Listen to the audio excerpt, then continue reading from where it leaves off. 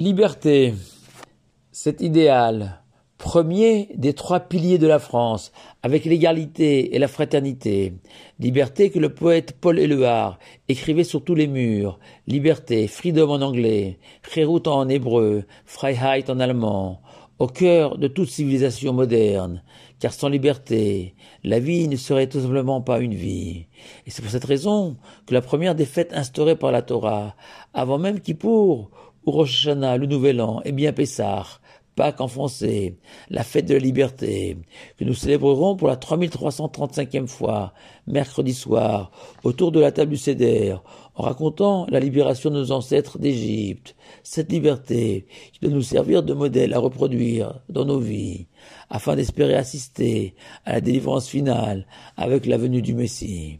Mais il existe une différence essentielle entre la définition de la liberté proposée par tous les dictionnaires de la Terre comme étant une autonomie totale de l'homme, d'agir sans aucune contrainte, de ne pas être soumis à un maître, une indépendance de pensée, alors que nos sages donnent un sens tout à fait original au mot liberté. En effet, en s'inspirant des idées d'Israël Mir Galinsky, jeune rabbin de Jérusalem, il apparaît qu'à Pessah, nous célébrons le début d'une liaison, la naissance d'une amitié entre Dieu et les enfants d'Israël. Étaient-elles deux personnes qui ne se connaissaient pas, assis côte à côte dans un train, vont parler ensemble durant des heures, se raconter leur vie personnelle, vont s'apprécier, même si finalement ils ne connaissent même pas leur nom de famille. Ainsi en Égypte, Dieu s'est révélé aux enfants d'Israël.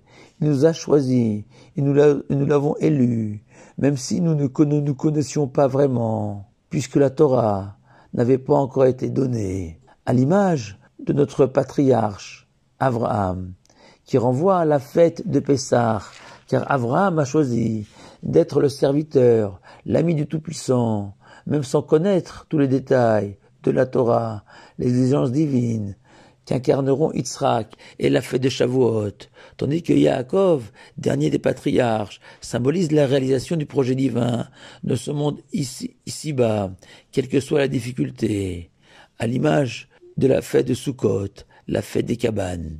Et Dieu réciproquement témoigne lui aussi de son choix, en annonçant qu'Abraham deviendrait un grand peuple, qui est dative, car j'ai appris à le connaître, écrit la Torah.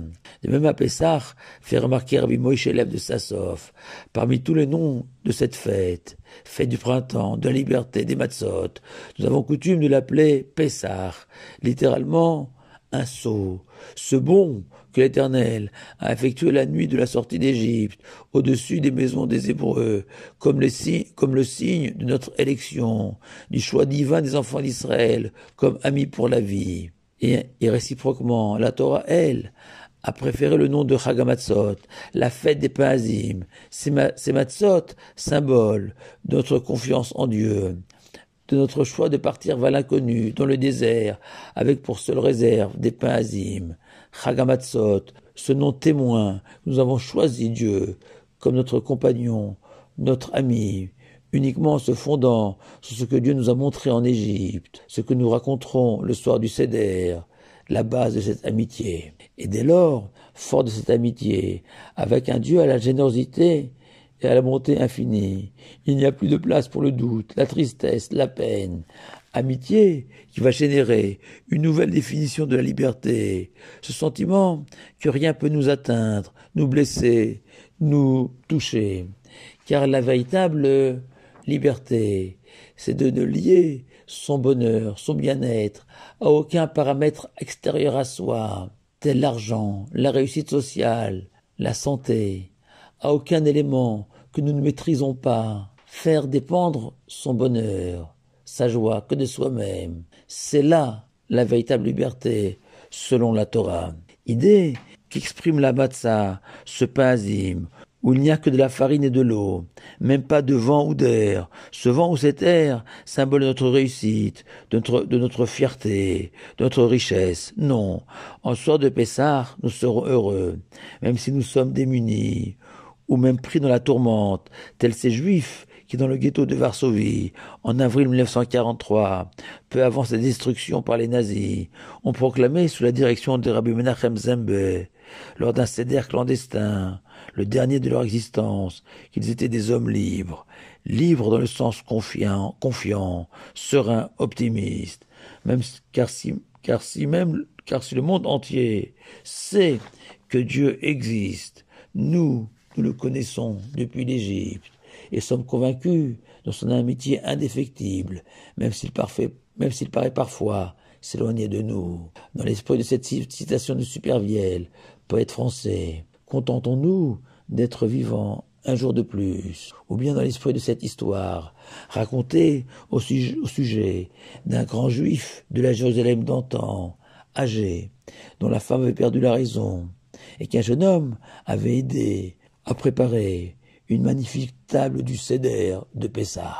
Et à son retour de la Chaule, où il venait de prier avec ferveur, voilà qu'il aperçoit qu'il n'y a plus de lumière chez lui. Et en pénétrant dans sa maison, il découvre que la plaque de cuisson de la fête avait été retournée, la table chamboulée, les matzot piétinés. Le vieux juif leva alors les yeux au ciel et s'adressa à l'Éternel.